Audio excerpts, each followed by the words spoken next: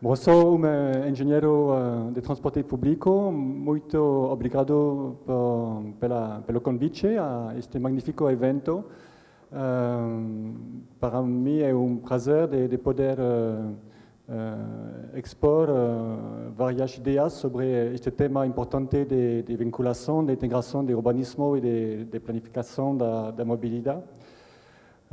Bom, tenho que confessar que tenho muitos anos de maltrato à língua portuguesa e por esta razão vou continuar falando em inglês. Me sinto um pouco mais confortável com este idioma.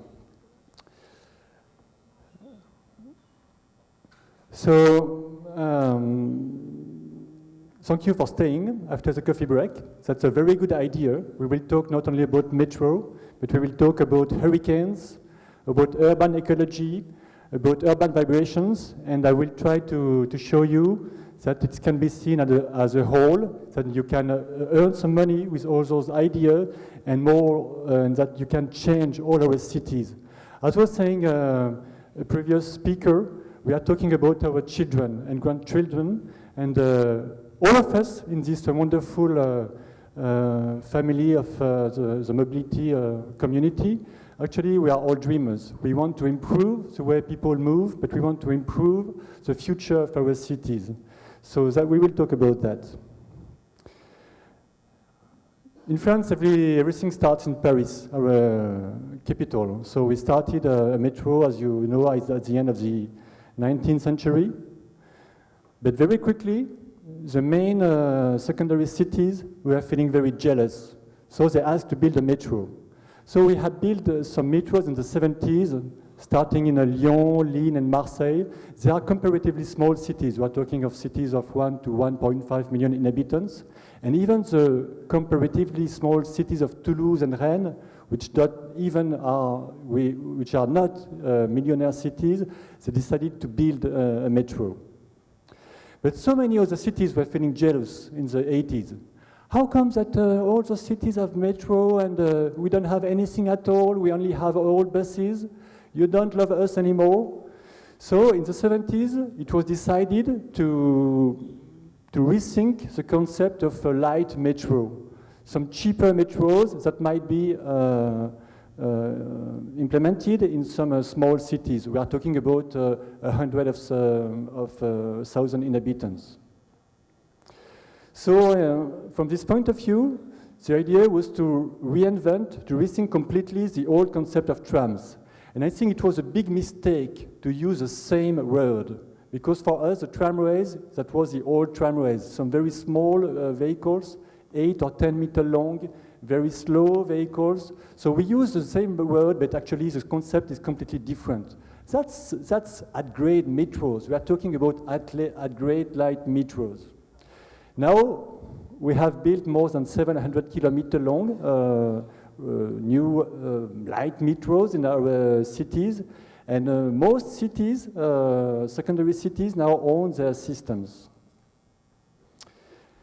So when all those cities, they were equipped with those tramways or VLT for you or LRT, the big cities started to say, oh, that might be a good idea. Even Paris, who were looking at those strange tramways or at-grade metros like some cheap things, they began to get interested in this idea of this crazy idea of light metro at grade in Paris. And even the cities with other metro networks like Lyon, Lille, or Marseille.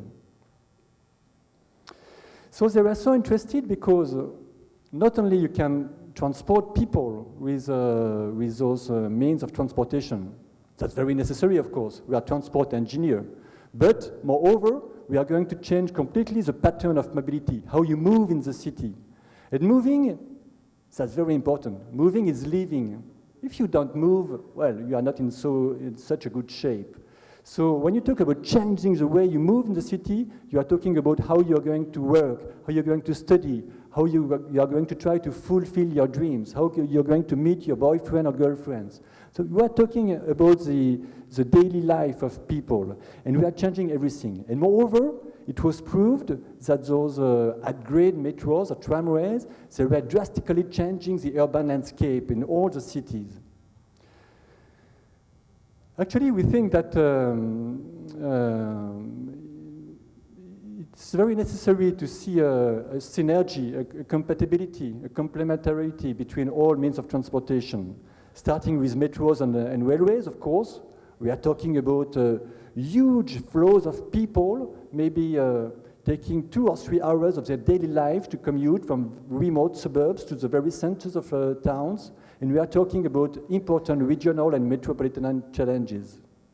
But then comes a second step, a second stage. At-grade metros or tramways and BRTs or high-level buses. And we are talking about urban renaissance, how to regenerate, how to rejuvenate our cities.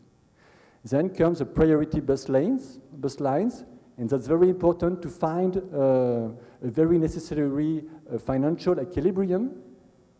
And of course, we must not forget all the other bus lines, and in some developing countries, the existing traditional public transport sector. So it's a scene as a whole. There is no silly or crazy competition between metros or tramways.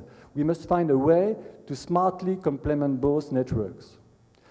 Let's take a look at the network of Metro of Paris, our historical metro.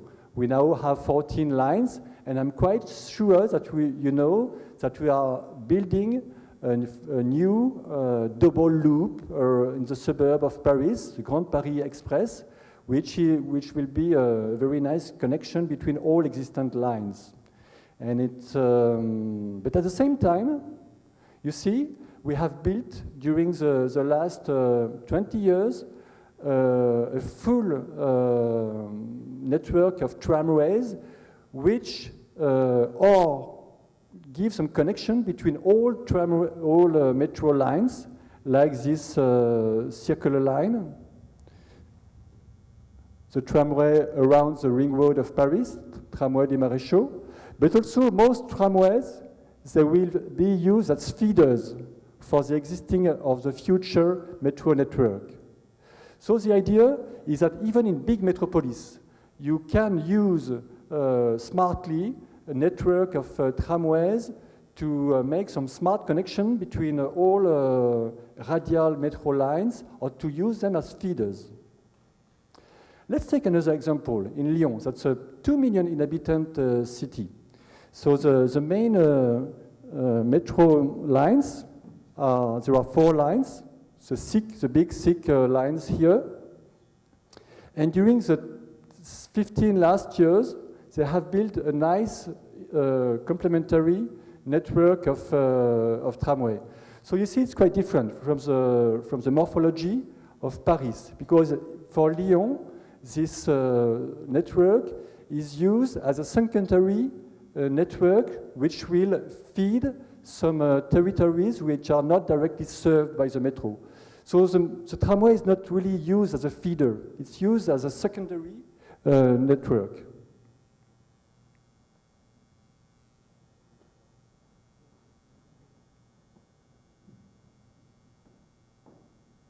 So there are so many ways to think the complementarity between metros and tramways. Let's go in another country, in Morocco. In Morocco, in Casablanca, the economical capital of the country, it's a 5 million inhabitant city. They have decided to rely only on the development of a tramway network. I mean, they have already built the first line, which is more or less in blue here. And they are building a second line, and they are studying 3 more lines actually of tramway. So the idea is to rely only on a tramway network for this big city. And the main idea is to say, okay,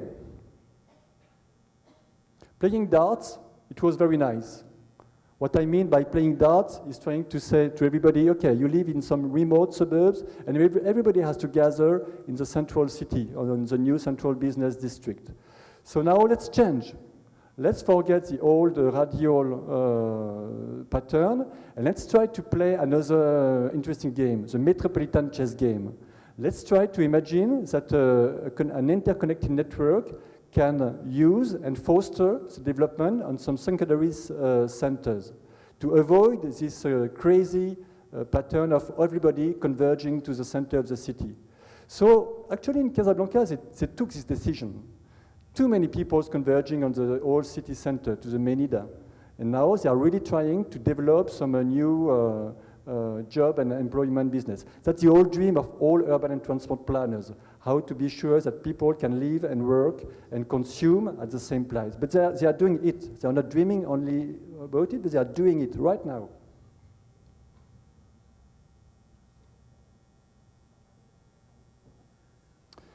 So metro plus tramway, that's a winning solution. But there is even better. Railway plus metro plus tramway. As you probably know, during the last decades, in France, we have also built a brand new high-speed railway network. So that's very nice to go quickly from, for instance, from Bordeaux, my hometown, to Paris. It will take you only 2 hours for almost 600 kilometers, and to go quickly to London or to Brussels and so on. But another secondary effect of those new railway stations is that we have renovated most of our old railway stations. So the renovation of all those railway stations, it was a nice opportunity to think the railway station not only as places of mobility, but as city boosters. Let's take the example of Lille in the north of France. So you can see here with the red lines the old railway station and the new high-speed station. So it was decided to make a huge connection with the metro line, but also with the second metro line, with a tramway, and to have a good connection between all those components of a big multimodal hub. And at the same time, the idea was to say, okay, this place is going to be hyper-connected. You can get to this place by train, by metro, by tramway. That's a perfect place to build some iconic things, like new museums, new shops, new employment, new iconic buildings for the city. So the idea is to build at the same time a new intermodal hub, but a big piece of new town also. Let's have a look. That's the connection between the old railway station and the new one. The new railway station is just here, and you can cross directly, and you can see exactly the movement of the trains. It looks like that. That's a shopping mall, and some new buildings for jobs, employment, and social uses too, for low-income people. And that's a general view of what this new piece of town looks like. Not only a building put upon a railway network, but a brand new piece of city. Let's take another look in the east of France, in Strasbourg, close to the border with Germany. So actually, Strasbourg, at the end of the 19th century, it was a German city. So they built a very big German style, very nice German style station, which was the historical station. Then in the 30s, there was an old tramway network. And then in the 90s was built a new tramway network. But this new tramway network, which is underground actually, was not so well connected to the railway station. So the idea was to, at the same time, to have a better connection between the station, the railway station, and the old city center, to have a kind of a green space also, and to have a functional railway place also. how to combine all those functions. So the idea developed by AREP, which is our partner in the cooperation we have with our friends of the Secretariado de Transportes Metropolitanos de Sao Paulo. They have had this wonderful idea to make a protection, a crystal protection of the old railway station, and that's part of the hub, so you are protected from rain and so on, but that's part of the intermodal hub. And you have some more transparency to see really the connection with the old city. That's a kind of iconic architecture thing, no, which was decided. And the idea is to build a new place, green space here. So it was a big thing. Actually, they have destroyed most of what was done in the 80s to rethink completely the place. It looks like that. Now that's a very iconic place for all inhabitants of Strasbourg.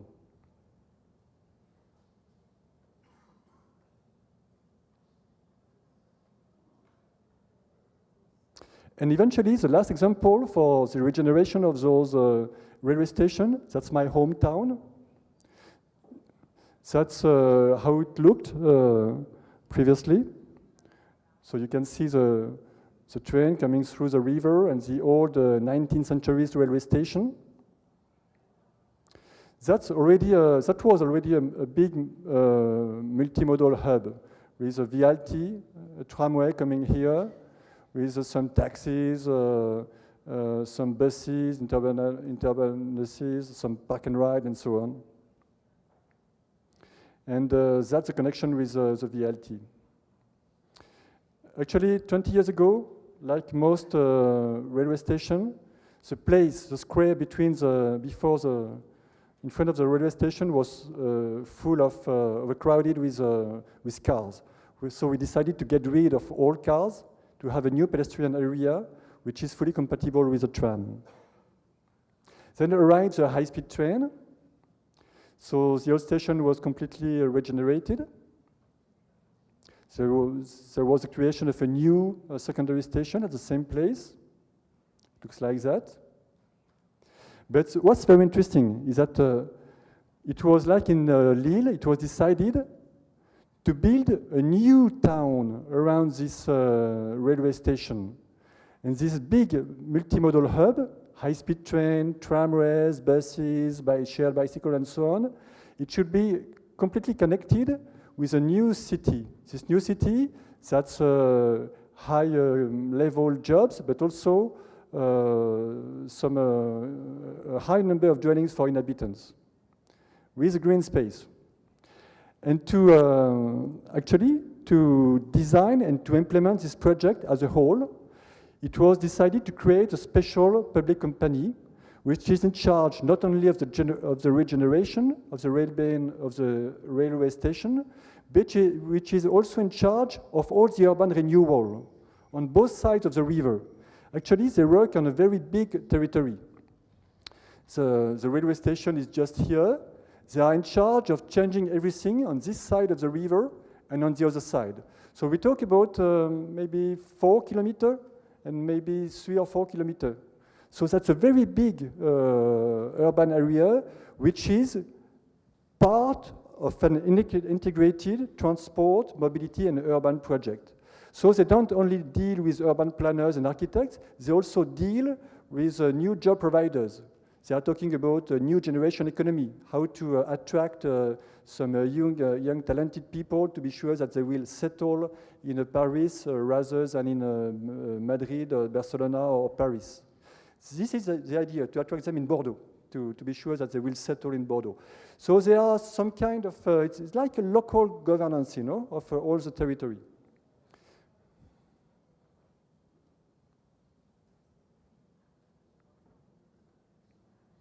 Last example, outside France, coming back to Morocco, that's also an example of a big station, a railway station, which was renovated by AREP. It's a French agency. AREP, it's a French agency which depends on the French railway companies. They are specialized in the architecture for railway station, but also to make the good integration with all the urban areas around the stations.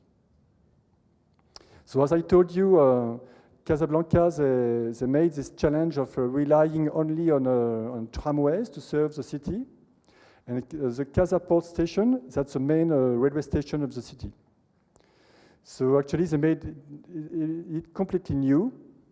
And the idea is to combine a railway station, Arabic style, with a big shopping mall. So you see the shopping mall is on those stages. So they have those Starbucks and so on that you can find all over the world. McDonald's also, okay, no comment. But the idea is to be sure to attract some people of high level, giving some high quality of station, so to convince people to take the trains again, and they will stop in those high level Starbucks, we're talking about Starbucks, shops in the railway station. And what's good is that the owner, the Moroccan owner of the railway station, is making a lot of money by renting this public space to a Starbucks, to McDo, or to Zara. And that's not a minor part of the revenues. I think that Oliver will talk about the possibility of non-fair revenues after. Thank you, Oliver, for accepting to change the speech with me, by the way. So that's a very nice idea. And we have talked about our parceiros de Sao Paulo, about those ideas. Talvez, maybe in Barafunda and Brás, or maybe in Central do Brasil, in Rio de Janeiro. So this idea to have an integrated urban mobility project, that's not crazy. You can do it if you have a good organization. And in the case of Rabat, one more time, the whole area around the station was completely transformed. So that was message number one. Metro are so nice, tramway are so nice, railway are so nice. But when you get a good spirit, a good team between everything, you've got a super jackpot. The second idea is, what are you talking about those French-style tramway? They are expensive, they are so slow, they are low capacity, and they are very well for your empty cities, but it will never work in our overwhelmed cities. Oh, let's see that. What are we talking about? So my idea is that a tramway, actually, it's an upgrade metro. And we are talking of vehicles which are 33, 44, or 66 meter long. They are robust vehicles. They have a duration of life of at least 30 years. And actually, the experience shows, in Germany, for instance, or in France, that you can reach some high capacity, up to 12,000 or 15,000 people per hour per direction, using some overlapping lines on a common trunk. Of course, we are not talking of 25 or 40,000 people per hour per direction. This is not an underground or an elevated metro. But that's a big capacity, and that's enough for most millionaire cities. And you can reach a commercial speed up to 20 or maybe 25 kilometers per hour, depending on the average distance between stations. So that's not the old tramway anymore. It looks like that in Brest, for example, or in Morocco, those 66-meter-long tramways. They are twin tramways, actually. Okay, let's talk about money. Let's talk about the city, and let's talk about everything. In Bordeaux, actually, we have 3 lines. We have built a 66-kilometer-long network in 12 years, and we are building 11 more kilometers. It's fully segregated, it's at grade. The average speed is not so high. Actually, it's between 18 and 20 kilometers, but maybe we might have done better. They are vehicles of 44 meters long, 300 people per vehicle, with a density of 4 standing people per square meter. If you decide to go to 6 people per square meter, standing people per square meter, you will talk about 400 people per vehicle. So the present capacity, actually, it's 6,000 people per hour per direction, with headways of 3 minutes. The cost of investment, including everything, the removal of public utilities, engineering, etc., land acquisition, rolling stock, Génie Civil, urban renewal also. That's around 25 million euros per kilometer. And now the fair revenues, that's around 70% of the cost of operation and maintenance. At the beginning, it was 100%. We had reached the equilibrium between operation and maintenance cost and the fair revenues. But now, since we are expanding the network, we are going to some lower densities territories, and we are at a 70% cost of O&M. 300,000 daily people, well, I told you about the equilibrium between revenues and cost. That's a small thing between before the trams and how the trams, which is here, by the way, on the green track, has allowed us to get rid of too many cars in the center.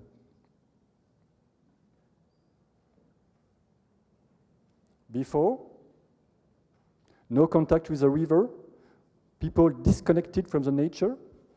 That's a big idea for us also, to be sure that we are planning at the same time public transport network and green and blue networks. How to be sure to have access to a metro or tramway, but also at the same time to have access to a green network, just to be sure you're not going to become crazy without nature in the city. And before. Let's take this other example of Morocco, in Rabat, the political capital. They have built 2 lines. That's a 20-kilometer long network. It's fully segregated, average speed around 20 kilometers. They are using those nice twin vehicles, 66 meters long. And the maximum capacity, actually, with headways of 10 minutes, they talk about 18,000 people per hour per direction. Let's say 15,000. I think it's more reasonable, but that's more. The cost was of 20 million euros per kilometer. And what's interesting is that they cover, with the only fair revenues, all operation and maintenance costs.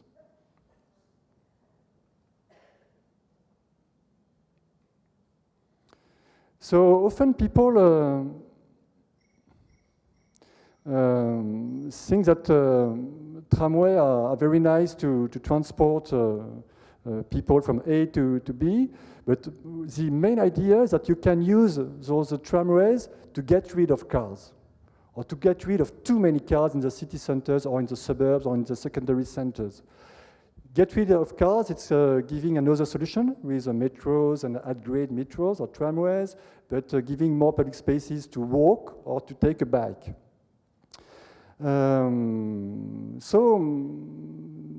The 2 questions that arrive at this moment of the speech are generally, how do you deal with pedestrians, and how do you deal with the huge traffic flows? Because people generally tell me, okay, in France, you have not too many people, and you are so organized, and it will never work here in our country because people are not so disciplined, and so on and so on.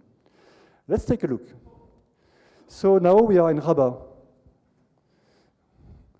People, they are not particularly well disciplined in Rabat. Huh? Maybe you will see some people are traveling with the old buses, even they are trying to survive in the buses.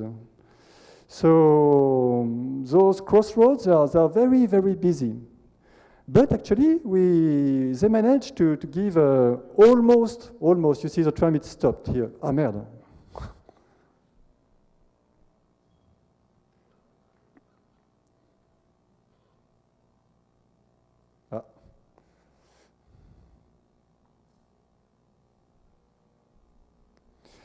Yeah, so they managed to give a high level of priority to those trams.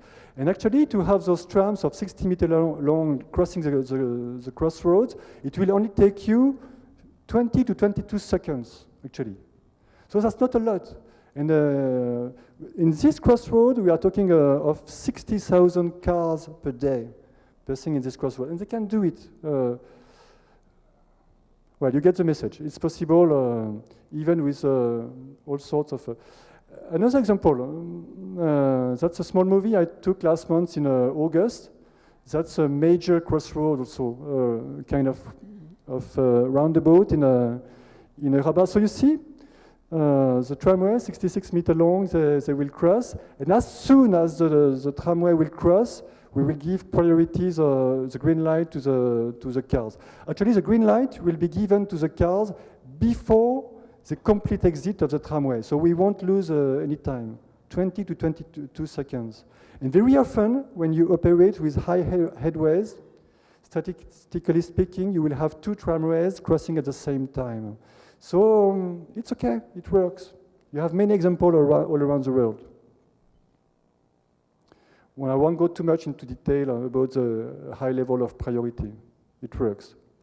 And what's good is that it will allow you to get rid of cars. I come back to this idea. For us, it's very important to make some humanized cities. Cities and people, that's the name of my enterprise company. That was Bordeaux before, and now, so actually most of the city center is fully pedestrian now. It's a car-free city.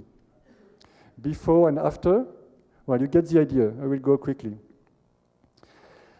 And the second question is, what about pedestrians? You are so organized in France and so on. So organized in France, that's in Bordeaux. That's a movie I took last month. I mean, that's funny because this street coming here, that was the main street of Bordeaux. The old Roman street, actually, coming east-west and going up to the river with around 50,000 cars per day. So now it's only tramways, pedestrian, and bikes. And we have so many tourists now in Bordeaux. It has become highly fashionable and trendy to get to Bordeaux. So we have so many groups of people from all over the world walking and crossing on the platform of the tram, but it's okay. We don't crush too many people. I mean, so it's not really.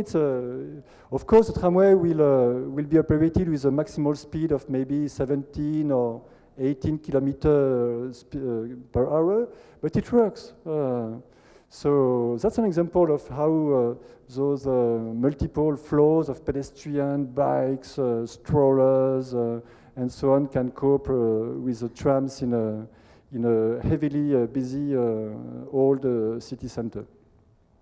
Maybe you will notice also that as in Rio, we don't have any catenary, or more precisely overhead lines, since we take the energy from a central third rail. You get the idea. So, okay. That was message number 2. You can change everything in the way people move in the city with public transport, with urban rails. I like this expression of urban rails, with everything, metros, tramways, and suburban railways. So now we focus a lot on urban recodification, but also on landscape and the green approach. We focus a lot when we design our public transport network on the economic strategies. How we are going to foster the economy by implementing new generation economic sites close to the metros. And we focus a lot also on health. So we are very happy to show that it was before and after. And actually in Rio, you have done something very, well, that's incredible what was done in Porto Maravilha, no? in Rio. Destroying this flyover and replacing it with a tunnel and making a very nice place with a tram. That's almost like a dream picture before and after. So you have started, I like to show this picture all over the world. You have started this movement. These are some examples of green areas constructed close to the tramway in Lyon or in Reims, a secondary city. Actually, the idea is to say we can use those at-grade light metros to change all the city with an organized methodology. The idea is to say, okay, let's start with the basic. Let's be sure that the city we are going to build, or that the transport project we are going to build is not going to kill the planet. So the idea is to be sure that we will use no fossil fuels, no greenhouse gas, and so on. And from this point of view, as I told you, at the same time, we think about a public transport network which will be the backbone of an intense territory for mankind, for people, jobs, places, finding a girlfriend or drinking beers, all interesting things in life. But at the same time, we think about how to disconnect in the city or to reconnect yourself with the nature. So we design the gray network, the public transport network, and the blue and green network at the same time. In Bordeaux, in my hometown, the idea is to be 50-50 between built spaces and green spaces. And we want to remain with this equilibrium. Health is very important. Once you are sure you are not going to kill the planet, be sure you are not going to kill the other citizens. So we try to reduce air pollution. We try to reduce also the accidentology. About the greenhouse gas, actually in France we focus a lot, as I have noticed, on the transport system. But in Bordeaux, you see we have made some modeling showing that even if we build 20 more kilometers of tramway network, it won't change a lot the emission of CO2 per day. So we were very disappointed because we were thinking that building a public transport network was enough, but that was not. Actually, we know that now that if we want really to seriously decrease our emissions, we have to rely on TOD, or the urban densification, close to the railway and tramway lines, but also we have to rely also on electric cars. And actually, we have decided after this study, or this after we have understood that, to create a new public company in charge of the densification of the urban settlements close to the railway lines and close to the tramway lines, because it was very obvious that we would not make it only by improving the supply of public transport. So that's talking about urban shapes.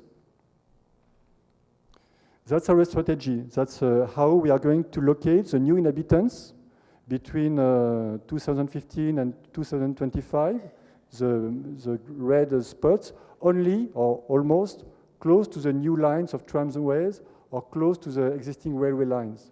Of course, some other people will not be, but most of them, the high density operations are really connected to this railway station, as I show you, and so on. We are talking a lot about economics. In France, we have a problem with shopping malls. We have those big American style or French style shopping malls close to the ring road. So the old traditional lojas, shops are decaying, slowly dying in the city center. So we have put a lot of money actually to revive or to regenerate all the traditional shopkeepers, shopping areas in the city center. And actually we make some survey every year to be sure about the number of services and of shops which are located close to the tramway network, to be sure that we are in the good direction. Not only we count them, but we ask them on a sample, are you making some good money, yes or no? But most of them, they will complain, oh, money is not so good as the bon. But we can see that the trend is that we have more and more services and shopping services close to the public transport network, and they are making some good money. And eventually, we talk a lot about culture. Who are you? Who are you? What is the story of this city? What are your values? Are you here for? Are you in business and so on? So we try to catch what is the quintessence, the essential, the genius of the city, and we try to work on all those topics at the same time between nature and culture, and to make it not only talking like that, but applying and declining some strategies. strategies, well, when we implement those, or when they implement this kind of tramway in Rabat, of course, they talk about this wonderful Arabic culture. They talk about some open stations, which is very new for them. And that's so true for most cities all around the world, or in France, as you see, or in other countries. Actually, you know, I think that ourselves, architects or urban planners or engineers, we are all members of this wonderful mobility community. But many times people, they will come and tell us, oh, I've got a problem of clutches. You know, I've got some circulation problems with my veins, and it hurts, and it's very ugly. Can you do something? Can you do a metro, or can you do a tramway to relieve me? And actually, I think we are city healers. We should talk with people, with cities. Okay, you've got a problem of clutch, but you are so sprawled. No, are you making some exercise? Are you walking daily? What about your connection with the nature? And what about your connection with your past, with your future? What are your values? Are you making some money? So that's a kind of holistic or systemic approach, like this urban acupuncture of Jaime Lerner and Curitiba. And I think the idea is more or less that, no? Not working only about hydraulics or problems of veins, but trying to understand what can be the future of the city and how can our project transport change mobility and change the city in a very short time, actually.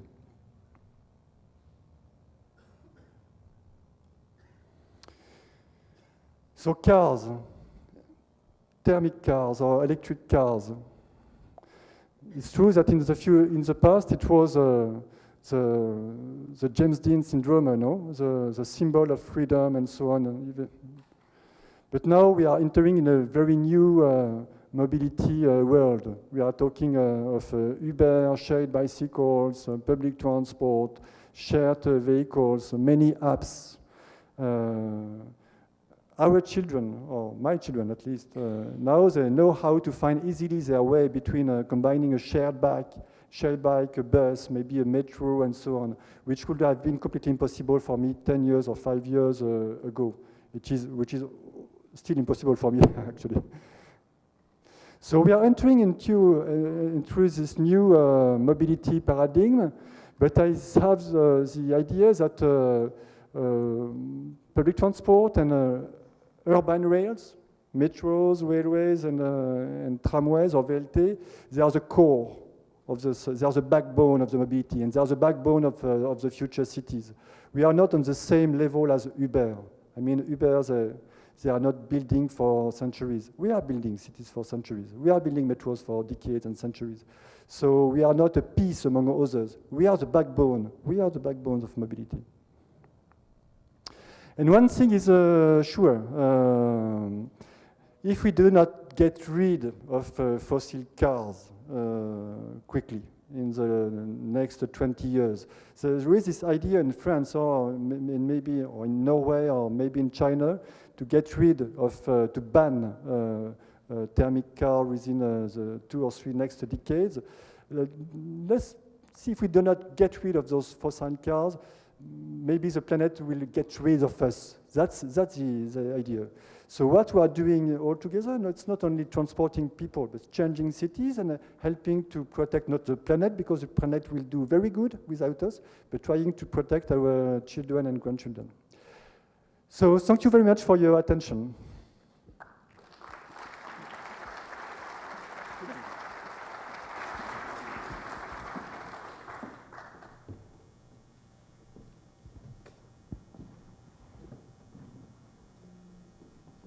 Bom, vamos ver se tem algumas perguntas. Eu tenho uma. J'ai une question. Oui. Tenho uma. Essas apresentações estarão disponíveis para nós? Eu achava que era uma pergunta filosófica. Qual é o futuro da humanidade? Não? Sim, vai ser disponível. Não, agora vai vir outras perguntas. Vamos esperar só se tiver alguma pergunta aqui. Eu tenho uma, mas vou esperar. Bom, então eu vou fazer uma. Ah, não tem ninguém, eu não estou vendo bem. Não... Ah, tem. Identifique-se, por favor.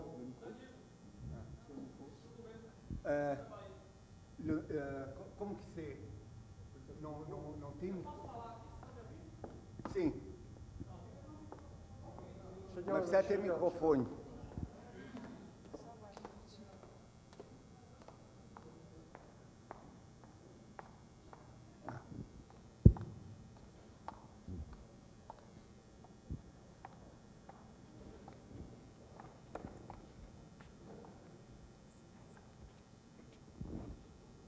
Nós temos alguns desafios pela frente no Brasil, no sentido de mudar a nossa forma de pensar um pouco, talvez, as ferrovias, e a forma que nós planejamos nossas ferrovias.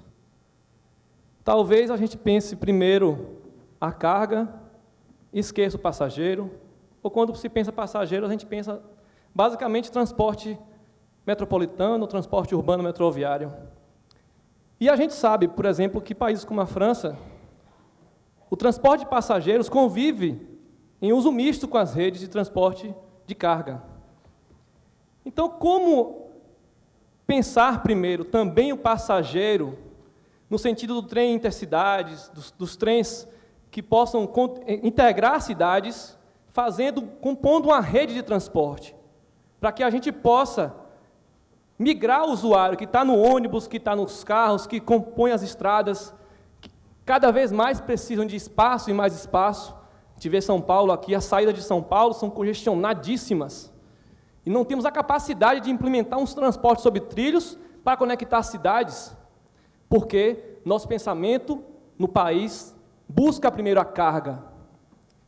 Como a França enfrentou esse desafio de fazer o uso misto da rede, para que a gente possa sair do paradigma que vivemos hoje no país, para avançar, para pensar o projeto de engenharia, tanto do ponto de vista da geometria do transporte sobre trilhos, porque passa pela geometria. Porque quando você pensa carga, você pensa em baixa velocidade, em raios curtos.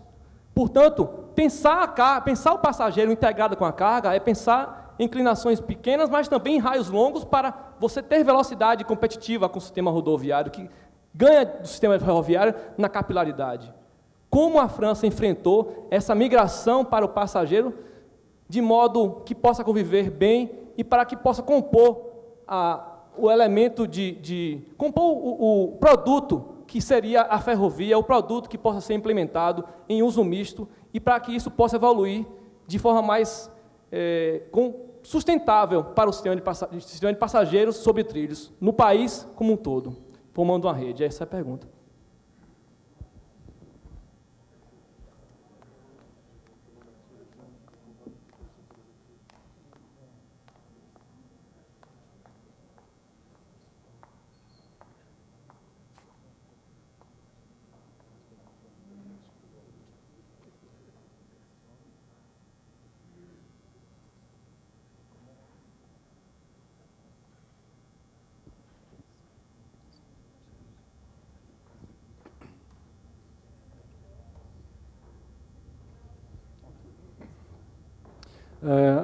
Acho que na sua pergunta são dois temas, não? O tema da compatibilidade entre o transporte de cargas e o transporte de pessoas para uma rede ferroviária, e outro tema que é como desenhar uma rede integrada para metrópoles de grandes dimensões. Bom, os dois temas são vinculados, mas em França, sobre o tema do transporte de carga, não temos boas soluções.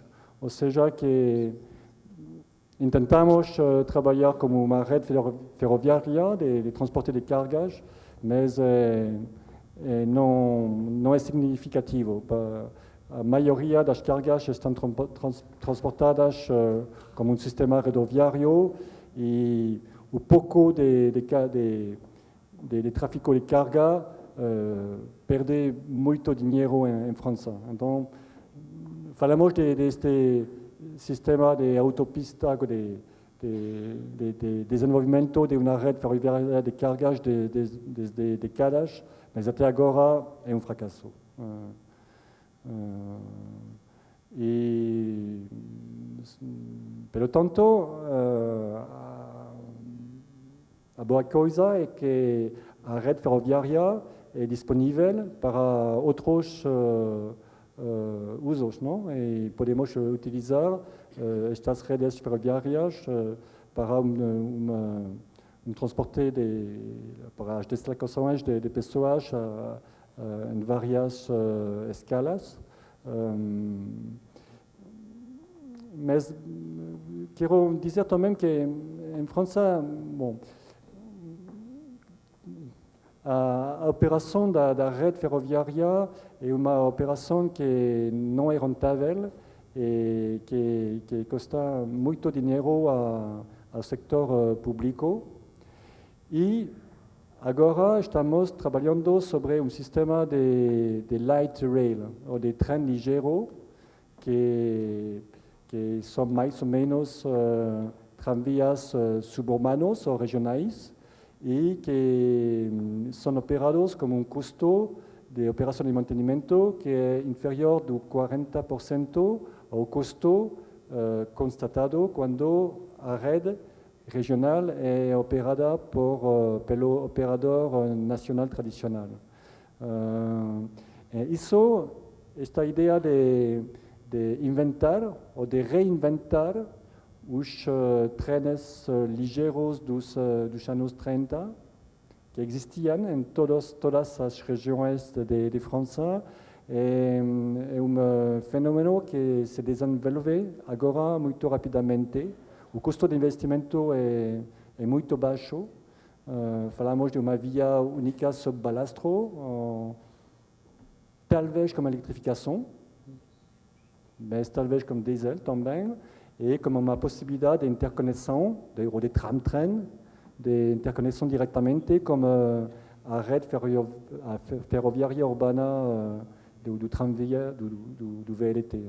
E é uma solução que interessa muitas cidades em França e em outras partes do mundo também.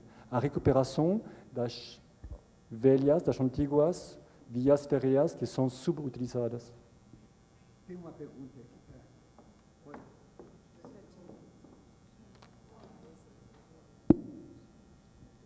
Só um minutinho, tem uma pergunta antes do senhor. Por gentileza. Tem mais duas. Pode falar, senhor. Alexandre Asquini, jornalista.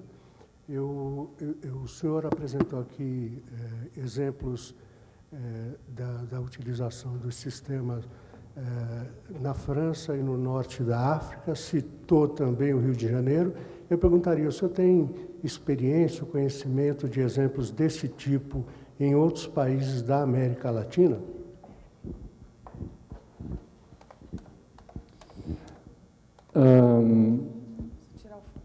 Ok. Outros exemplos em outros países. Bom, os casos que eu conheço é o caso do VLT de Medellín, não? Que é um VLT sob pneumáticos, mas que foi desenhado com esta ideia de projeto urbano integrado. Ou seja, como os metrocables de Medellín, houve um efeito sistémico sobre os bairros servidos por este projeto de VLT na Vale de Medellín. E, bom, para falar francamente, acho que há muitos exemplos que não foram concretizados, porque era simplesmente uma copia, copy-paste do modelo francês. sin contextualización. Y hay varios ejemplos de proyectos en Chile o en otros países que no fueron implementados porque hubo tal vez una fascinación demasiado cosmética por tranvía, por VLT, y a veces se habla únicamente de cosmética urbana, de un proyecto emblemático sin dar suficiente importancia a estimación de la demanda, a integración urbana, etc. Entonces, mi idea es que estos proyectos de estas tecnologías ligeras de metro son útiles, pero deben ser realmente completamente tal vez reinventados y adaptados a un contexto local, o puede ser un fracaso urbano, un fracaso en términos, un fracaso financiero, o un fracaso de frecuentación, de demanda.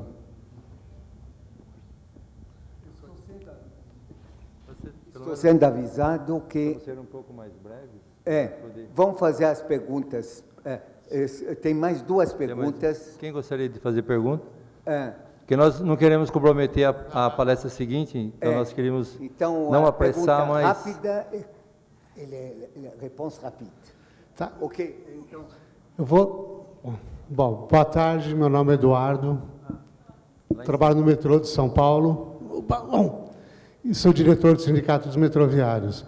Eu vou fazer uma pergunta simples, eu não vou fazer uma dissertação. Você citou alguns exemplos, né, da montagem da rede. Você falou muito de criação de empresas públicas para fazer estudos de casos e propor as soluções. Então, assim, só queria entender um pouco mais sobre isso. A construção ela é feita pelas empresas e não pelas operadoras. Como é que é contratado isso junto à sociedade? Como é que isso faz parte do poder executivo local? Como é que é feito o desenho da montagem dessas empresas? Sim, a ideia é que a construção, o desenho, a construção do projeto inteiro é completamente pública. Ou seja, que é a prefeitura ou a comunidade urbana que é responsável do desenho e da seleção das empresas que vai construir o projeto. E depois, há outra licitação para selecionar o operador, mas o operador é privado. É uma relação contractual de um contrato de 5 a 7 anos entre um ente público e um operador privado. Isso é o mais fácil. O que passa é que, com estes projetos, há uma mais-valia financeira, mais-valia, um aumento do valor dos terrenos, e até agora não havia possibilidade para o setor público de recuperar parte da mais-valia. O setor privado tinha unicamente os benefícios. Agora temos cambiado este sistema. Em Bordeaux temos fundado esta empresa pública que compra os terrenos e que saca que tem os benefícios da chegada dos projetos. E estes benefícios servem para construir vivendas sociais ou para imaginar, inventar e construir novos bairros que não são unicamente bairros pensados pelos operadores privados, mas também pelo sector público. Boa tarde, Emiliano Afonso, sou engenheiro, especialista no metrô de São Paulo, e uma parte da minha pergunta você respondeu agora. No momento em que você começa a imaginar as estações metroferroviárias como uma nova centralidade, isso você ganha em termos de deslocamento da população, né? Fica uma cidade mais amigável. E um outro ponto importante no nosso caso, como absorver parte desta mais-valia, tá certo, causada pela implantação dessas redes metroferroviárias ou de trânsito, o que for, tá, para que ajude a mitigar os custos das viagens e da própria construção. Yes, I think I gave you the idea. We are making the money now. We don't let anymore the private sector to make the money, but we make the money in the urban stations because we are regenerating the railway stations, but we will finance back the investment thanks to the rent of the shopping areas, or maybe mainly with the shopping areas, or we will finance back a part of the investment, And regarding all the neighborhoods around the railway station, we are completely the master of the financial operation. So we will make the big money. They will not make it. Obrigado. Bom, podemos encerrar?